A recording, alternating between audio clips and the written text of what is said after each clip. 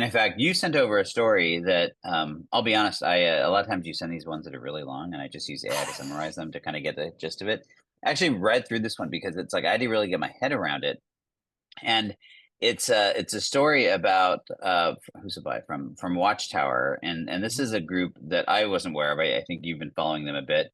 That does this sort of security based research, and what's interesting in this particular case is that they looked at what are called, well, I don't know if they're called this, but abandoned S3 buckets. And it took me a minute because when you say something like an abandoned S3 bucket, that sounds like it's sitting there and people forgot about it and they're paying for it and the data is still sitting there and somehow it got compromised. But that isn't actually what they meant. What they meant is that at some point, um, somebody deploys something that is calling an S3 bucket, and then at some point that S3 bucket gets decommissioned. Mhm. And so you own part of this equation, right? Where you're decommissioning this, but in some cases you may not own the other part. You may have exposed that bucket to partners or other websites or whatever to say, if you need access to whatever it is that's sitting in this bucket, this is where you get it. And so that these websites are still out there making these calls to this now non-existent bucket. And what these guys did is they went out and wrote a little hacky program to go and find those sort of requests, these quote unquote abandoned buckets, people placing calls to buckets that didn't exist, and then re-registered them. And that doesn't mean they got any of the data that used to be in them, but to a certain extent, it's almost worse because by knowing the bucket that somebody was attempting to call and the file within that bucket they were attempting to activate, they could put something with that exact same name on it. And now, in theory, these guys are researchers, but in theory, do an injection or some nefarious act with it. And so, my way of looking at it, what we were just talking about, is this is just yet another example of an attack plane that if you're a CIO, that you should be just really, really worried about. And this is so hard to detect because the company just shut it down. There's nothing there, but it just because somebody else has this call out there, you could be left vulnerable. It was just wild.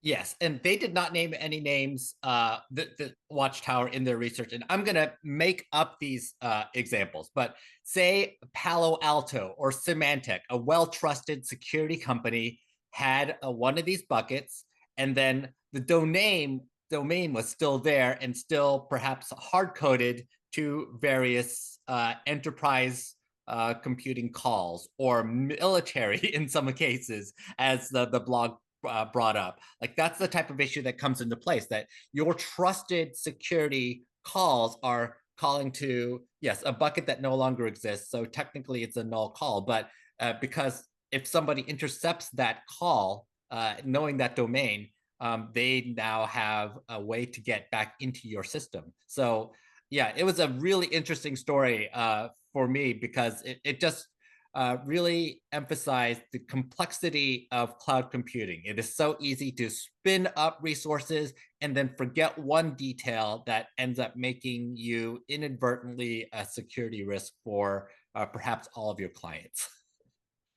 Yeah, I mean, it's fascinating. I mean, like I said, I read this whole thing and I'm processing it going, in part of my other life here or whatever, my wife and I had we'll have still an organization called the MAPS Institute. And while she's busy having babies, we've sort of let it run on idle, but it's all still sitting there. And we happen to use S3 buckets to serving up a lot of the content. And we have partners that we had built things with that are, calling on that S3 bucket. And to be honest, I think it's completely now in this case, we still own it and it's still sitting there, so we haven't decommissioned anything. But we were talking just literally a few months ago about, well, do we keep this going or do we shut it down? And we decided to keep it going. But had we decided to shut it down, I wouldn't have thought twice about just like spinning down the S3 buckets, and that was that. And here we have our partner sites that would have then potentially been calling it if I didn't think that through. And now they have this vulnerability. I mean, thankfully nobody would care about us, but but to your Mhm. point, when it's not us, but it's Semantic or it's some big company, Microsoft, whatever, that could be a major, major thing. It was fascinating, and I think it's one of those things that doesn't mean anything in the abstract, but from a pragmatic standpoint, just one more area to be aware of and to look at, and that at least for if you're like anything like me, our brains aren't nefarious enough to think that way. And so it takes people like this who thank God they've decided to use their talents for good and not evil because they think this way. It's just crazy. Yes, it's a good thing. And just for the record, after they did this research, they handed all this information back to Amazon Web Services to be decommissioned properly. So, they luckily these people are the good guys.